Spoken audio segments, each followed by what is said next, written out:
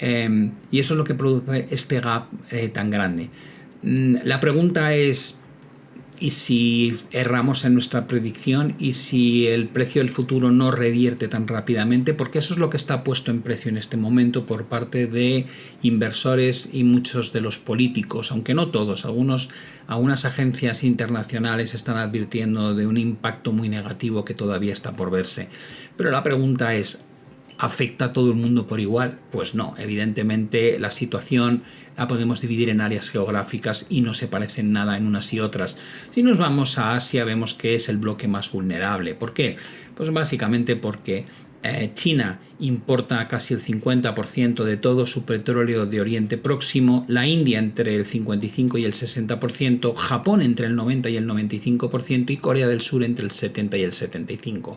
Lo que pasa es que no todos tienen la misma capacidad de sustituir a sus proveedores, no tienen alternativas. En el caso de China, sus proveedores son Arabia Saudí, Irak, Emiratos e Irán, pero tiene como alternativa, y las están usando ya, a Rusia, a África y a Latinoamérica. ¿Cuál es el problema? Pues que evidentemente hacer sustituciones suele acarrear mayores costes logísticos y de refino. En el caso de la India tiene principales proveedores y se puede encontrar con mayor dificultad a la hora de encontrar alternativas, y esto podría ser muy importante a efectos de impacto en inflación, impacto en la depreciación de la moneda y en déficit comercial. Japón, evidentemente, es de los que más dañados salen, tiene una situación donde difícilmente encuentra alternativas y tiene una dependencia brutal del Golfo Pérsico, y luego tendríamos a Corea del Sur, que tiene entre un 70 y un 75% del petróleo que proviene de Oriente Próximo y que afecta directamente a sectores que para ellos son cruciales, como la petroquímica, el refino y las exportaciones industriales. Al final, el problema de Asia no es un problema de precio solamente, es un problema de suministro, que lo que les da miedo es que en un momento dado se puedan quedar sin fuente energética de la que suelen tener normalmente disponibilidad. Si nos vamos a Europa, la foto es un poquito distinta, porque Europa tan solo está importando entre un 10 y un 15% del total de su petróleo de Oriente Próximo. Realmente sus principales proveedores de crudo vienen de Noruega, de Estados Unidos, de África, Kazajistán, y como digo, en Oriente Próximo solo un 10-15%. Pero sí tenemos una dependencia de Qatar en cuanto a gas natural licuado. Ahí recibimos entre el 10 y el 15% también, que ese sí pasa por el estrecho de Hormuz. Y perdimos a nuestro gran suministrador de gas, que era Rusia, lo cual ha hecho pues, que tengamos que pagar un precio más elevado. Ahora le estamos comprando buena parte del gas natural licuado a Estados Unidos. Y como sabemos, el petróleo se mueve por un precio global, con lo cual que haya una crisis generalizada a nosotros los europeos nos obliga a pagar el precio internacional del petróleo. Encima tenemos que buscar sustitutos a lo que nos pueda enviar Qatar en términos de gas natural licuado, y nos afecta a los sectores de química, fertilizantes, acero, transportes, aviación. Con lo cual no dependemos tanto del petróleo del Golfo, pero sí nos afecta directamente el precio de la energía, y eso desata las presiones inflacionistas, la sensación de no tener autonomía energética, etcétera, etcétera.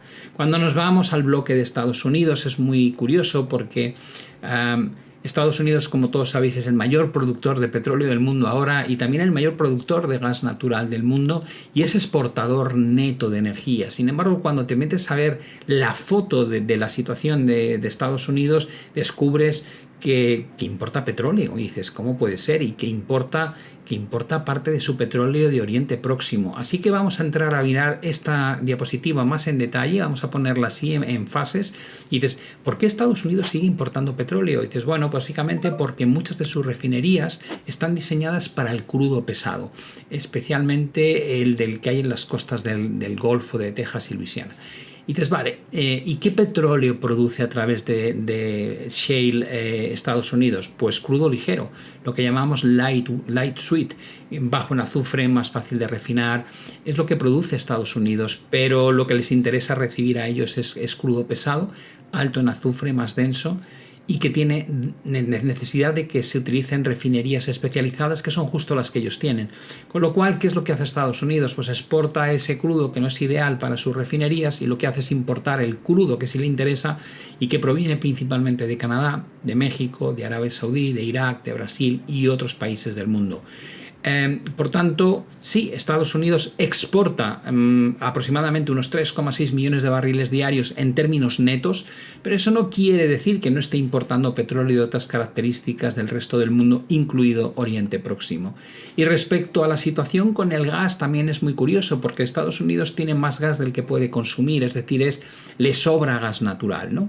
Y dices, vale, lo venderá. Dices, sí, lo vende, pero no es tan fácil venderlo todo, porque para poder transportarlo fuera necesita licuarlo primero, transportarlo en buques metaneros, después llevarlo a países donde hay regasificación para poder convertirlo en producto ya utilizable, y esa capacidad está limitada, lo cual quiere decir que Estados Unidos tiene exceso de gas en su territorio, pero le imposibilita poder exportar todo ese gas fuera, solamente exporta una parte, y eso hace que se produzca una circunstancia muy llamativa, y es que el precio del gas natural en Estados Unidos, donde hay sobreoferta, está a precios muy baratos, en torno a 2-3 dólares la unidad MMBTU, y sin embargo cuando te vas a Europa o te vas a Asia, descubres que esos precios están entre 11 y 15 aproximadamente, que es una auténtica barbaridad comparativamente. Y dices, ya, pero es que Europa y Asia están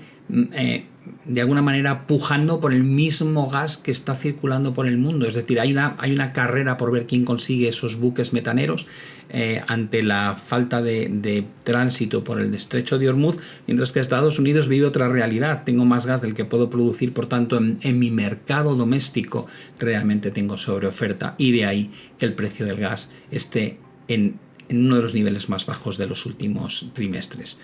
La siguiente pregunta que nos deberíamos hacer es ¿qué relación existe entre el precio de la energía y el nivel de inflación, ¿no? Bueno, creo que este gráfico probablemente ayuda a entender cómo ha sido la relación, al menos desde el año 2007, cuando hemos tenido subidas fuertes del precio del petróleo. Eso ha incidido en incrementos de la tasa de inflación y a la larga ha contribuido a desaceleraciones económicas, o en este caso incluso a una recesión. Si miramos otro proceso claramente de precio del petróleo al alza, vemos que coincide con tensión inflacionista al alza, y eso coincide con ralentización económica importante.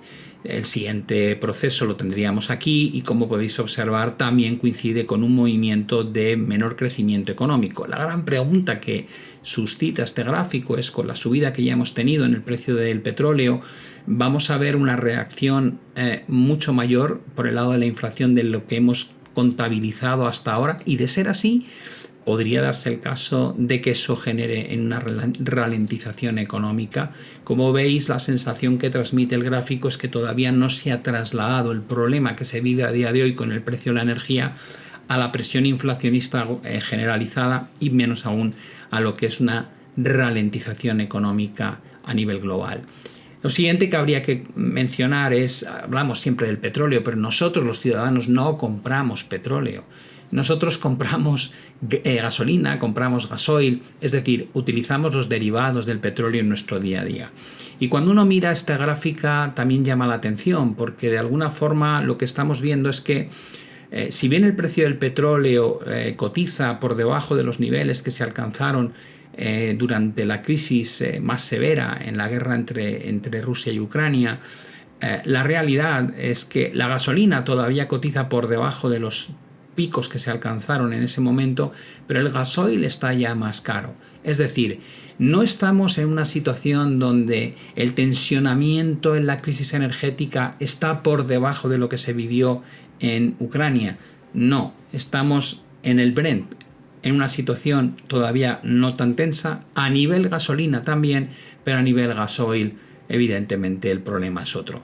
Y cuando uno mira en qué sectores es diésel el clave, pues te das cuenta que podría tener un impacto económico severo, porque hablamos del transporte pesado, de camiones, de barcos, de agricultura, de maquinaria industrial, de construcción, de minería y de generadores eléctricos. Es decir, Ya de por sí el precio al que cotiza el gasoil, que ya es superior a los picos que se registraron durante 2022, te está diciendo que todo lo que se alargue este escenario puede tener en muchos sectores que están muy ligados al crecimiento económico un efecto bastante negativo. Por último, me gustaría responder la pregunta de qué supone para Emiratos Árabes Unidos que abandone la OPEP. Bueno, recordad que la OPEP se crea en 1960 y cuáles son los motivos que tiene Emiratos Árabes Unidos para decir me voy después de tantísimo tiempo. En primer lugar, ha invertido cientos de miles de millones en capacidad energética. ¿Eso qué quiere decir? Pues que lo último que quiere es que alguien le limite en su crecimiento. En este caso la OPEP le pone cuotas y Emiratos Árabes Unidos no quiere eso. Uno de los mensajes que traslada es la situación de hoy, la situación antigua no va a ser igual en el futuro. Va a haber una transición energética sí o sí y esta crisis probablemente la va a acelerar, con lo cual el valor estratégico del crudo hoy es mucho más alto probablemente de lo que va a ser dentro de unos años. Su principal país que se le pone enfrente es Arabia Saudí, porque Arabia Saudí lo que busca es un control del precio, quiere mantener el precio del petróleo en ciertas cotas altas vía restricción de oferta, mientras que Emiratos Árabes Unidos lo que busca es ganar cuota de mercado y monetizar las reservas que tiene ahora rápidamente.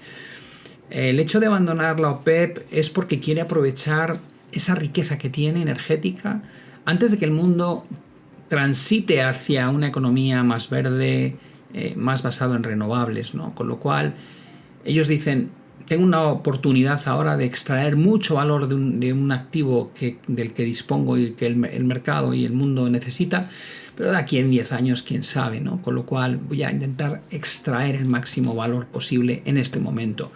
Cuando intentamos ver qué papel juega Emiratos Árabes Unidos dentro de la OPEP, descubrimos que se unió a la OPEP en 1967, que siempre ha sido entre el tercero o el cuarto productor dentro del cártel, que más o menos tiene una producción que va entre 3,6 y 3,8 millones de barriles diarios. Se calcula que su capacidad potencial es de 4,5 millones y su objetivo es incrementar esa producción hasta 5 millones de barriles diarios antes de 2030. Como os decía, a diferencia de otros países de Oriente Próximo, la realidad es que ellos sí tienen un oleoducto que les permite enviar parte de la producción sin depender del estrecho de Hormuz. Más o menos representan entre un 10 y un 11% de toda la producción de petróleo que hace la OPEP y ahora mismo los objetivos del principal protagonista en la OPEP, que es Arabia Saudí, que es defender los precios. Emiratos Árabes Unidos busca algo muy distinto, busca cuota de mercado y diversificar su economía, no depender solamente del petróleo. ¿A dónde nos lleva este contenido? ¿A qué conclusiones? Creo que la primera de todas es que el verdadero riesgo para la economía mundial no es solamente hasta dónde llegue el precio del petróleo, sino se va a mantener en un nivel alto. Y esto lo explicaba muy bien Christine Lagarde en su última presentación, cuando distinguía entre el escenario severo y el escenario adverso.